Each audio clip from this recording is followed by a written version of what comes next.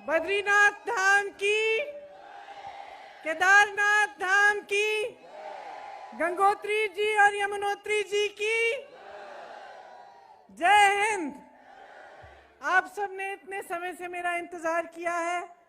धूप है, आज गर्मी भी लग रही होगी थोड़ी बहुत, तो बहुत बहुत धन्यवाद। आप मेरी बातों को सुनने यहाँ आए, इसके लिए आपका इस सभा में बहुत बहुत स्वागत। श्री गणेश कोडियाल जी का भी स्वागत और बाकी जितने भी कांग्रेस के नेतागण, कार्यकर्तागण, आप सब का यहाँ पे बहुत स्वागत।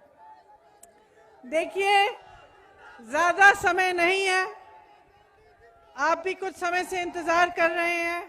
खास तौर से मेरी बहनें, इतनी बड़ी तादाद में आपको देखकर बहुत खुशी हो रही है। इससे पहले वाली सभा में मैं एक उत्तराखंडी बहन से मिली, उनका नाम लीला जी है।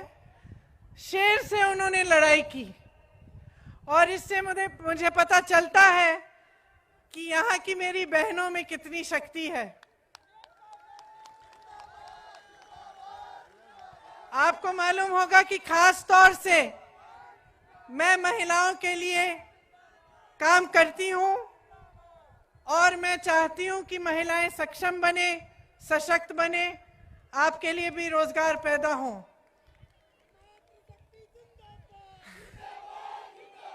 नारी शक्ति, नारी शक्ति, और यहाँ मुझे दिख रही है नारी शक्ति।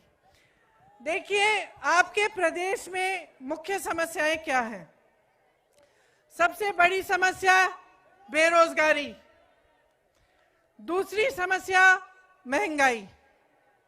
ये दो जो समस्याएं हैं, इनके साथ साथ जो सेहत की सुविधाएं हैं, जो यहाँ पहाड़ों में बड़ी मुश्किल से मिल रही हैं, ये आपकी तीन मुख्य समस्याएं हैं।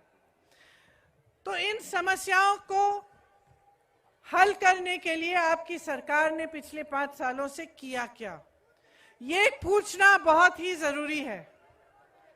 देखिए, जो भाजपा की सरकारें हैं, चाहे केंद्र में हो चाहे प्रदेश में हो, वो सरकारें सिर्फ और सिर्फ अमीरों के लिए चलती हैं। उन सरकारों में गरीबों के लिए कोई सुनवाई नहीं है। आपकी समस्याएं, आपके संकट, आपके संघर्ष, उनकी ना कोई समझ है और ना कोई सुनवाई है। महंगाई का जो बोझ है वो मेरी बहनें उठाती हैं। आज गैस का सिलेंडर आपके प्रदेश में 1000 रुपए का है, लेकिन पहाड़ों में पहुंचते पहुंचते ट्रांसपोर्ट के साथ तकरीबन 2000 रुपए का हो गया है। सरकार क्या कहती है? कहती है हमने आपको एक मुफ्त सिलेंडर दे दिया, इससे हमारा काम हो गया। ये ठीक नहीं है। बेरोजगारी इतनी है, सरकार में तमाम पद खाली पड़े हुए हैं, हजारों पद खाली हैं, उनको भरने के लिए कुछ नहीं किया। क्या 5 सालों में इतने 1000 खाली पद दिखे, हजारों बेरोजगार नौजवान दिखे, आप उनको ये पद नहीं दे सकते थे? यहाँ से पलायन कितना होता है। यहाँ के लोग उत्तराखंड से बाहर दिल्ली जैसे शहरों में काम ढूंढने निकलते हैं। यहाँ पे हुनर है, प्राकृतिक शक्ति है, सौंदर्य है, जिसका पर्यटन में इतना काम हो सकता है। यहाँ पे इतने नौजवान हैं जो मेहनत से कमाना चाहते हैं, लेकिन सरकार की नीयत ठीक नहीं है। सरकार ने कोई ऐसा साधन नहीं बनाया, कोई ऐसी चीज नहीं की जिससे आपको अपने पैरों पे खड़ा होने के लिए वो मदद कर पाए। उल्टा जो छोटे कारोबार हैं, छोटे दुकानदार हैं, जैसे यहाँ मैं बहुत देख रही हूँ, छोटे छोटे बिजनेस हैं, सब तकरीबन बंद होने के कगार पर आ गए हैं। क्यों? क्योंकि सरकार की नीतियां क्या थी? पहले नोटबंदी आई, उसके बाद आप पे जीएसटी थोपी गई, फिर कोरोना हुआ, लॉकडाउन हुआ। उससे सबसे बड़ा प्रभाव जो पड़ा है वो छोटे बिजनेस पे पड़ा है, छोटे दुकानदारों पे, छोटे मैन्युफैक्चरिंग यूनिट पे। और यही यूनिट, यही छोटे दुकानदार, छोटे बिजनेस वाले, छोटे व्यापारी, मध्यम व्यापारी, यही हमारी देश की रीढ़ की हड्डी है। यही नौकरियां दिलवाते हैं, इन्हीं से रोज उद्योगपति हैं जिनको प्रधानमंत्री हर रोज खुश करने का प्रयास करते हैं, जो हजारों करोड़ रुपए हर रोज कमा रहे हैं, वो रोजगार पैदा नहीं करते। देखिए, जो देश की सरकार है उसने क्या किया है रोजगार के लिए। जितनी भी ऐसी संस्थाएं थी, चाहे BHEL हो, चाहे रेलवेज हो, चाहे कोई भी सरकारी संस्थाएं थी जिनसे रोजगार मिलता था, तकरीबन सारी की सारी या बिक गई हैं या उनको बेचने की योजना हो गई है। किसको बेची जा रही है? 2 लोगों को। कौन बताएगा कौन लोग हैं ये? देश के सारे बंदरगाह किसको बेचे?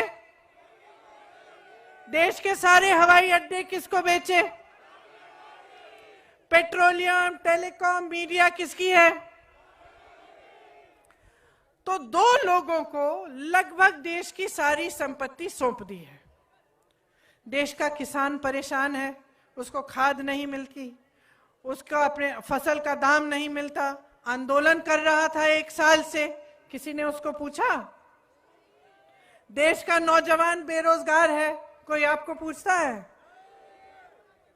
लेकिन उनको जरूर पूछते हैं। देश की बजट आई, उसमें स्वास्थ्य सुविधाओं के लिए, शिक्षा के लिए, क्या उन्होंने बजट बढ़ाया? नहीं बढ़ाया। आज स्वास्थ्य में कम खर्चा होता है। यहां पहाड़ का इलाका है, यहां पे जब कोरोना हुआ तो क्या हुआ? क्या आपको सुविधाएं मिली? कैसे कैसे संघर्ष किया आपने सिर्फ एक स्वास्थ्य की सुविधा तक पहुंचने के लिए। मुझे याद है, मैं 12 साल की थी, यहीं पे पढ़ती थी मैं देहरादून में। मेरी दादी जी यहां आई, इंदिरा गांधी। आज मैं 50 साल की हूं। मैं जब 12 साल की थी तो मेरी दादी इंदिरा गांधी यहां आई और एक अस्पताल का उन्होंने नींव यहां पे डाली। आज की सरकार ने उस अस्पताल की क्या स्थिति बना रखी है। आप जब बीमार पड़ते हैं तो आपको दूर दूर जाना पड़ता है, आपके लिए कोई सुविधा नहीं है। यहाँ की मेरी बहनें जो हैं, जब गर्भवती होती हैं, जब इनको अस्पताल जाना पड़ता है, जब बच्चे बीमार पड़ते हैं, तो क्या क्या संघर्ष करती हैं ये। 5 साल से यहाँ भाजपा की सरकार है। जब आपके सामने आते हैं तो क्या बात करते हैं? कहते हैं 70 साल में क्या हुआ। मैं जानना चाहती हूँ कि इनकी सरकार में क्या हुआ। 3-3, 4-4 मुख्यमंत्री बदले, स्थिर सरकार चलाने के लायक ही नहीं है। आज इनकी ये हिम्मत कि यहाँ आके आपको कहते हैं रोजगार दिलवाएंगे। कौन से रोजगार दिलवाए इन्होंने 5 सालों में? आज इनकी ये हिम्मत कि आपके सामने आके कहते हैं कि हम महंगाई को घटाएंगे। 5 सालों में कौन सी महंगाई घटाई इन्होंने? आपको पेट्रोल डीजल कुछ नहीं खरीद सकते आप। आपको तो निर्भर कर दिया है एक राशन के पोटले पे। क्या ये होती है सरकार? क्या आप अपने बच्चों को इसलिए बड़ा करते हैं? आप मेहनत से कमाते हैं, अपने खून पसीने से कमाते हैं, अपनी बच्चों को शिक्षित करने के लिए, अपने बच्चों को आगे बढ़ाने के लिए। हर माँ बाप की आशा होती है बेटा बेटी बड़े होंगे, रोजगार मिलेगा, कमाएंगे, हमारी देखभाल करेंगे, उनके बच्चे होंगे, फूलेंगे फलेंगे, आगे बढ़ेंगे। होता है कि नहीं ये सपना? मेरी बहनें, ये आपका सपना है कि नहीं? है ना? तो ये सपना साकार कैसे होगा अगर सरकार कुछ नहीं करेगी? सरकार सोचेगी कि चुनाव के समय यहां आके आपको धार्मिक बातें बोलेंगे, धर्म के आधार पर सांप्रदायिकता फैलाएंगे, जातिवाद कराएंगे और उस आधार पे आप वोट दे देंगे। तो वो काम क्यों करेंगे आपके लिए?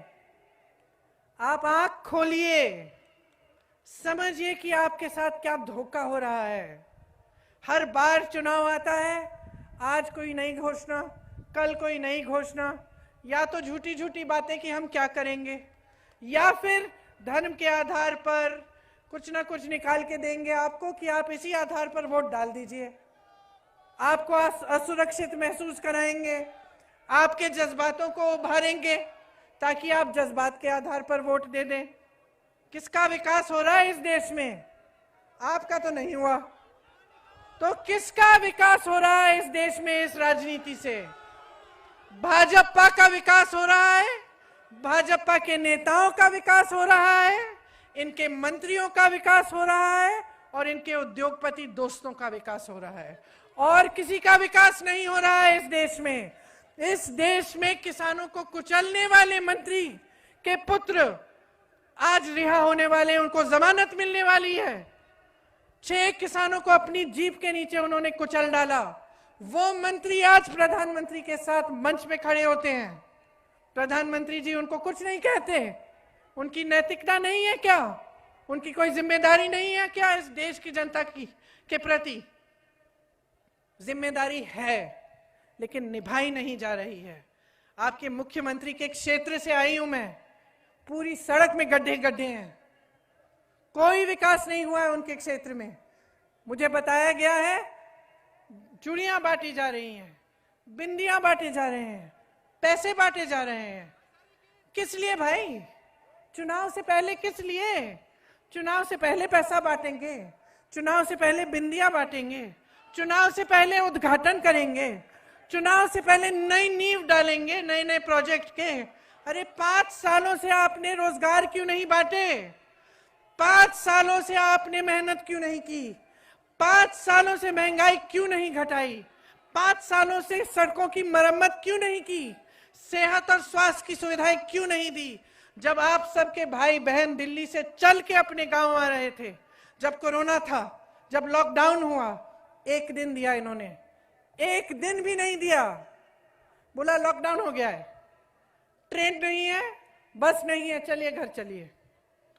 इस पूरे देश के लोग, उत्तर प्रदेश के लोग, बिहार के लोग, उत्तराखंड के लोग बड़े बड़े शहरों से अपने परिवारों को अपने कंधों पर लेकर बगैर खाए पिए, बगैर कोई साधन सुविधा पैदल चलने लगे।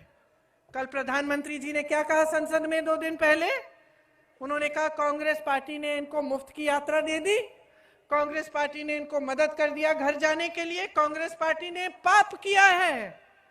ये शब्द इस्तेमाल किए। आप मुझे बताइए, जो गरीब जिसको भगवान भरोसे छोड़ा इस सरकार ने, जो पैदल चल रहा है अपने बच्चे को अपने कंधे पे लाद कर, अपने माँ बाप को अपने कंधे पे लाद कर सैकड़ों किलोमीटर चल रहा है अपने गांव आने के लिए, बगैर कोई साधन सुविधा के लिए के साथ, उसे मदद करके हमने पाप किया कि आपने पाप किया जो अपने महल के अंदर बैठे थे? कि आपने पाप किया जिन्होंने ट्रेन और बस रुकवाई, जिन्होंने कोई सुविधा नहीं दी वापस आने के लिए? किसने पाप किया? ये जनता बताएगी। मत भूलो मेरे भाइयों और बहनों की आपके साथ क्या हुआ है, मत भूलो, क्योंकि अगर भूल जाओगे तो किसी राजनीतिक दल का कुछ नहीं होने वाला, आपका नुकसान होगा। 5 साल और नुकसान झेलोगे। 5 साल के लिए एक ऐसी सरकार दोबारा देखोगे जिसने एक बार आपके बारे में नहीं पूछा। सब चुनाव के समय लाइन लगा के आ गए हैं आपको तोहफे देने के लिए, आपसे वोट मांगने के लिए। जब आप मांग रहे थे, जब आप सुविधा मांग रहे थे, जब आप मदद मांग रहे थे, जब आप संकट में थे, जब आपकी दुकानें बंद हो रही थी, जब आपके बिजनेस खत्म हो रहे थे, जब आपके भाई बहन पैदल चल के घर आने की कोशिश कर रहे थे, जब आपने मदद मांगी, आप बीमार थे, आपको कोरोना था, आपने मदद मांगी, कहां थी ये सरकार? कहां थे ये नेता? कहां थे ये हमारे प्रधानमंत्री जी जो चुनाव के समय केदारनाथ बद्रीनाथ जाते हैं? कहां थे? ये सवाल पूछिए और जान लीजिए कि एक बार और अगर आपने भाजपा की सरकार उत्तराखंड में आने दी तो आपसे बहुत बड़ी गलती होने वाली है। और इस गलती को दूसरी पार्टियां से कोई मतलब नहीं है, आपसे मतलब है। आपका जो भविष्य है उसको नष्ट किया जा रहा है। आपके लिए जो करना चाहिए ये सरकार नहीं कर रही है। इनको जवाबदेह बनाइए, इनको सिखाइए कि आपके लिए काम नहीं किया तो दोबारा आपका वोट नहीं मिलेगा। जब तक ये सबक नहीं सीखेंगे तब तक सुधरेंगे नहीं। और सुधारना आपका काम है, आपकी जिम्मेदारी है। अपने बच्चों के प्रति है ये जिम्मेदारी, अपने नौजवानों के भविष्य के प्रति है ये जिम्मेदारी। इस जिम्मेदारी को अच्छी तरह से समझिए और इसको पूरी तरह से निभाइए। कांग्रेस पार्टी क्या कह रही है, हमें मौका दीजिए, आपकी सेवा करेंगे। हम कह रहे हैं और यहां से जब हम घोषणा कर रहे हैं तो हम करके दिखाएंगे आपको कि आपकी जो समस्याएं हैं उनको दूर करने का पूरा प्रयास करेंगे हम। यहाँ की परंपराओं के साथ छेड़छाड़ नहीं होगी। यहाँ के 4 धाम की परंपरा, यहाँ के शक्तिपीठ, यहाँ के मंदिरों के साथ छेड़छाड़ नहीं होगी। 4 लाख रोजगार बनाएंगे और जैसे ही हमारी सरकार बनेगी वो जो हजारों रोजगार, हजारों पद खाली पड़े हैं उनको सबसे पहले हम भरेंगे।